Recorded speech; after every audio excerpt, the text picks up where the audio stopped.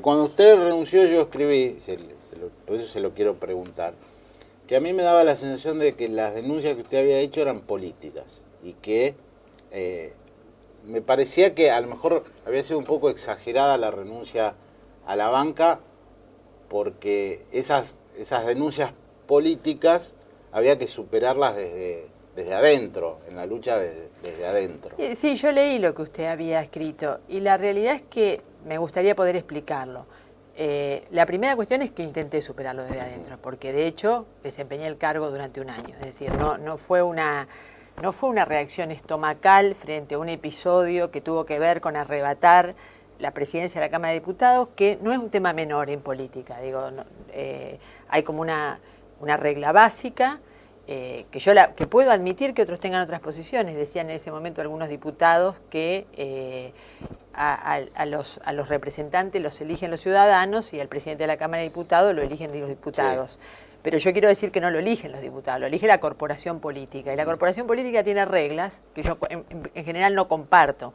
Entonces, a mí me parece que cuando uno va en una lista que encabeza a alguien y que esa persona tiene el respaldo de la ciudadanía, el respeto al voto popular es que ese lugar se le otorgue. Y así había sido el proceso posterior a la elección. Luego hubo un acuerdo de algunos sectores y se decidió que el presidente fuera otro.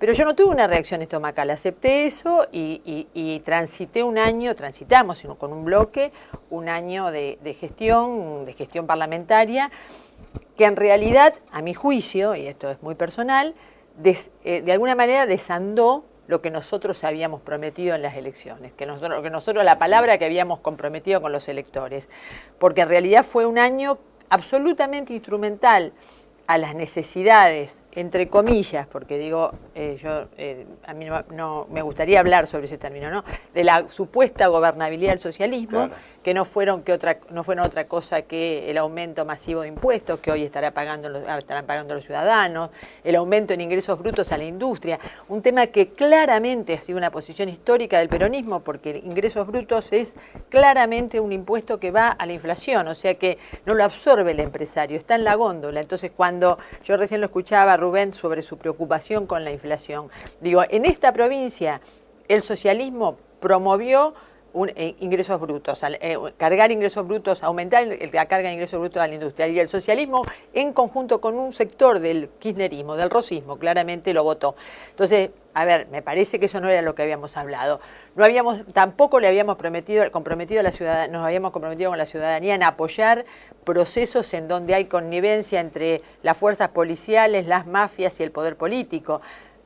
¿Cómo explicarle a la ciudadanía que votamos una ley en donde se le permite al gobernador que nombre como jefe de policía de la provincia a alguien que está investigado por enriquecimiento ilícito? Ese es un principio ético que no se puede violentar. Entonces, la sensación fue, transcurrimos ese año, cuando yo sentí, y efectivamente, como usted dice, las denuncias fueron políticas, porque cuando sentí que los acuerdos económicos no permitían hacer política, no nos permitían la política, nos inhabilitaban la política, digo, ahí hay una cosa muy... ¿Acuerdos económicos de qué tipo?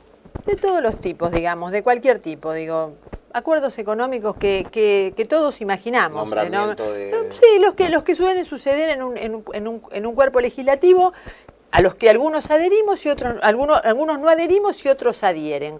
Digo, cuando nosotros no adherimos y eso lo planteamos y eso no es escuchado y eso termina teniendo de consecuencias legislativas y lo más importante, que termina teniendo consecuencias respecto de la gente y eso inhabilita la política y uno se sienta en una banca ocupando ese lugar solo como un lugar testimonial, digamos, como un lugar de oposición testimonial, a mí me parece que eso deja de ser útil. Yo recién escuchaba también todo el debate sobre la reforma de la justicia. Ahora, yo quiero decirle esto, en Santa Fe no pasó nada distinto este año. Los fiscales y defensores propuestos por el socialismo, que llegaban luego de una evaluación en un pseudo consejo de la magistratura no institucionalizado, en su mayoría eran funcionarios, exfuncionarios del socialismo, que pasaban sin solución de continuidad del Ejecutivo a la justicia.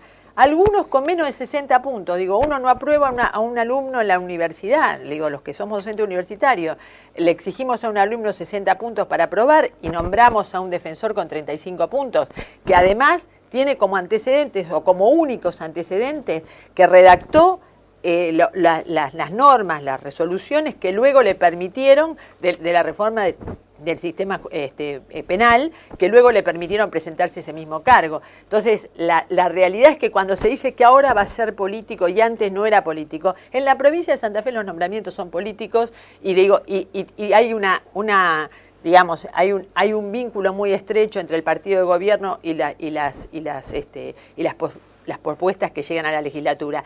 Y de hecho, el decreto del gobernador, el decreto de diciembre del gobernador, que modifica el sistema de elección de jueces, fiscales y defensores en la provincia, me parece que aún digamos, retrocede respecto de lo que teníamos, no lejos de mejorarlo. Nosotros le habíamos hecho una propuesta al gobernador para mejorar el sistema de elección de jueces, fiscales y defensores.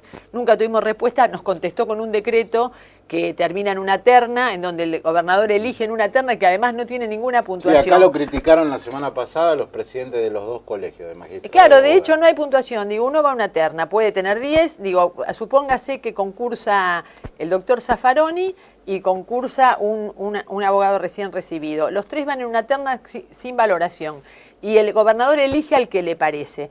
Bueno, esto está claro. Si cualquiera que entiende eso es cómo repartimos los cargos que habrá uno para un sector político, habrá otro para un sector político, habrá otro para una corporación judicial, no sé.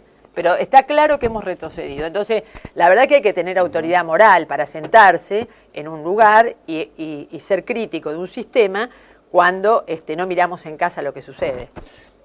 Yo también dije en ese momento, cuando todos especulaban con que renunciaba a la banca de diputado provincial para ir a una banca nacional, que no, que me parecía que no iba a ser así. Sin embargo, pasó el tiempo y cuando anuncié que usted venía acá, por ejemplo en Twitter, muchos, va a ser diputada nacional. La verdad que la gente a veces anticipa cosas que uno ni siquiera ha pensado. Primero, la primera cuestión que me parece que es de puro sentido común, la gente renuncia a la banca, digamos, un diputado provincial renuncia a la banca de diputado provincial para asumir la banca de diputado nacional el 9 de diciembre, porque el 10 se asume. O sea que, digo, no habría ningún motivo para que yo haya renunciado el 28 o el 27 de febrero, digo, 8 meses antes. La segunda cuestión es que la gente tiene que aprender a creer, ¿no? Digo, muchas veces se ha dicho sobre mí muchas cosas, que iba a dejar la vicegobernación para ser diputada nacional, que iba a dejar la concejalía para ser diputada nacional. Nada de eso sucedió. Bueno, esperemos que pase el tiempo. Y entonces habrá que escribir, habrá que desdecirse de lo que muchos han dicho.